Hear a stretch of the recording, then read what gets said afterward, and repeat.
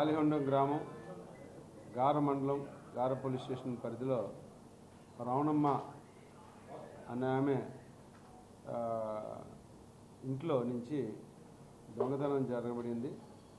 సుమారుగా 17.5 తులాల బంగారం ఆమెది, ఆమె భర్తది కలిసి గుర్తు తెలియని వ్యక్తులు పట్టపగలే దొంగతనం చేశారు. ఆమె టీ కొట్టు పెట్టుకుంటుంది, వాళ్ళ భర్త పండ్ల వ్యాపారం చేస్తూ ఉంటారు.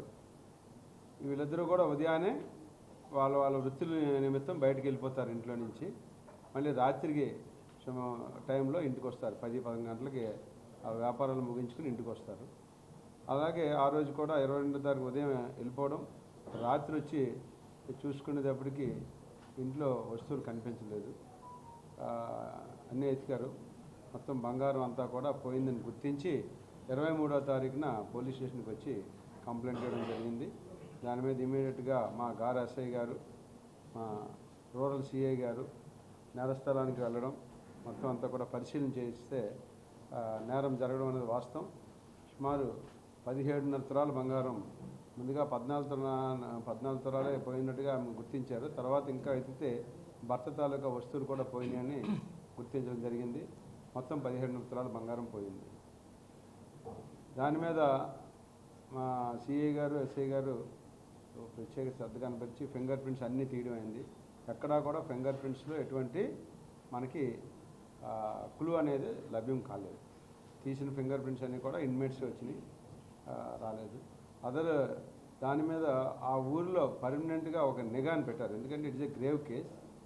చాలా 17.5 తులాలు అంటే చాలా ఎక్కువ మొత్తంలో పోవడంతో పర్మనెంట్గా ఆ ఊరిలో ఒక సిబ్బందిని పెట్టి అసలు ఏంది ఇది ఎవరో లోకలే తీశారు, బయట నుంచి వచ్చినటువంటి నేరస్తులు కాదు అనేటువంటి వారికి ఉన్నటువంటి సమాచారం మేరకు వారు చేయడంతో ఒక అనుమానితుడిని అనుమానించారు.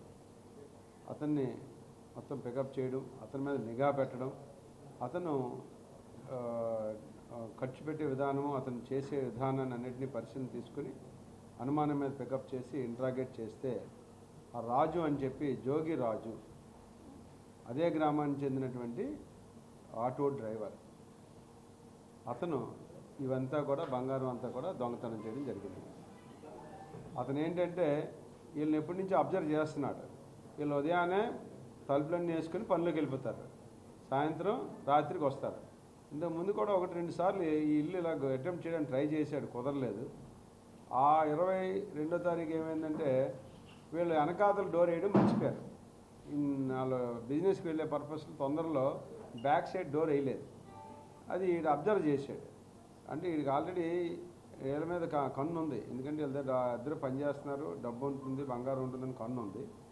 సో వెంటనే ఆ బ్యాక్ సైడ్ డోర్ వేసి ఉండకపోవడంతో దాన్ని అడ్వాంటేజ్ తీసుకుని బ్యాక్ డోర్ నుంచి లోపలికి వెళ్ళి వాళ్ళ ఇంట్లో తాళాలు ఎక్కడ పెడతారో తెలిసి ఆ తాళాలన్నీ తీసుకుని బీరువాలో ఉన్నటువంటి మొత్తం వస్తువులన్నీ పట్టుకెళ్ళి దాన్ని అతను వాళ్ళ ఇంటి దగ్గర ఒక స్పీకర్ బాక్సులు ఉంటాయి, ఆ బాక్సులో దాచి ఇవంతా ఉంచాడు. అవసరానికి వాడుకుందాంలే అని.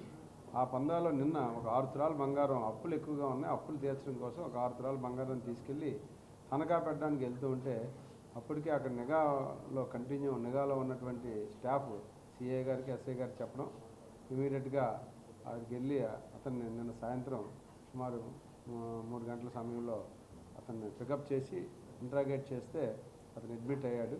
మొత్తం ఇంటాక్ట్ బంగారం అంటే ఎంతైతే పోయిందో 17.5 తులాలు వస్తువులు, అలాగే మొత్తం వస్తువులన్నీ కూడా రికవరీ చేయడం జరిగింది.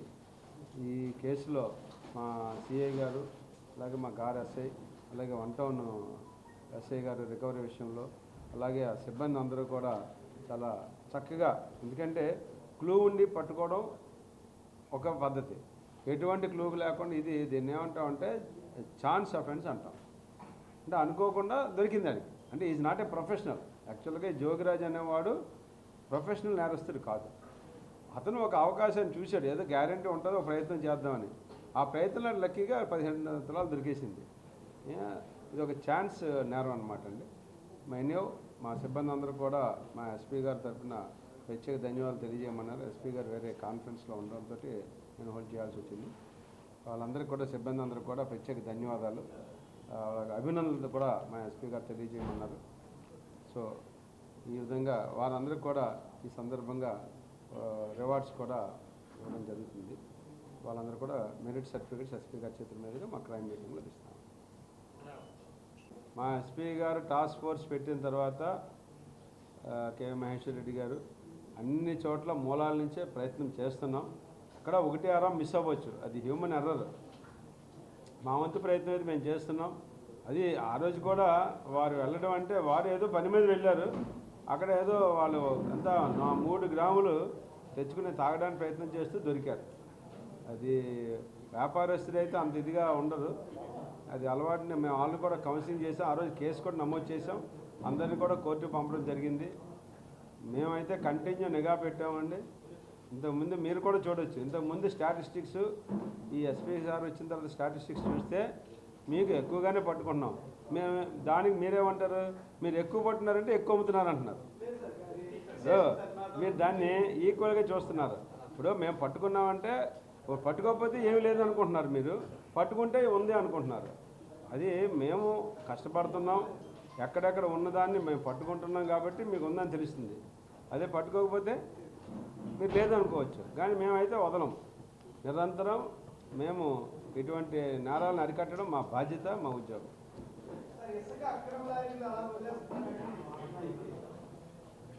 అది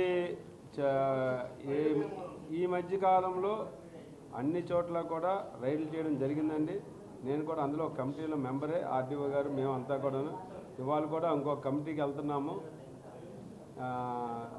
ఎక్కడా కూడా ఆపేదేం లేదండి. బిల్లు లేకుండా ఉంటే మొన్న 14 వెహికల్స్ని సీజ్ చేయడం జరిగింది. అన్నీ కూడా మైన్స్ అండ్ డిపార్ట్మెంట్కి పంపడం జరిగింది. వారే డిస్పోజ్ చేస్తారు. పోలీసు ఇందులో డిస్పోజల్ చేసే అవకాశం ఏం లేదు.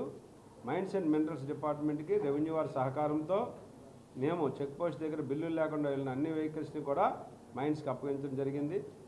మొన్న ఒక్కరోజే కాదు, అంతకుముందు కూడా 4 బళ్ళు 5 బళ్ళు ఎప్పుడు రికార్డు లేకుండా ఉంటే మాత్రం తప్పకుండా మైన్స్ డిపార్ట్మెంట్కి మేము పట్టుకుని అప్పచెప్తున్నాం. దాని మీద మైన్స్ డిపార్ట్మెంట్ వాళ్ళు భారీగా 50,000 నుంచి ₹1,00,000 దాకా జరిమానా కూడా వేసి వదలడం జరుగుతుంది. మరిన్ని వీడియోస్ కోసం ఛానల్ ని సబ్స్క్రైబ్ చేయండి. లేటెస్ట్ అప్డేట్స్ కోసం వాట్సాప్ ఛానల్ ని ఫాలో అవ్వండి. ఆ లింక్ డిస్క్రిప్షన్ లో ఉంది.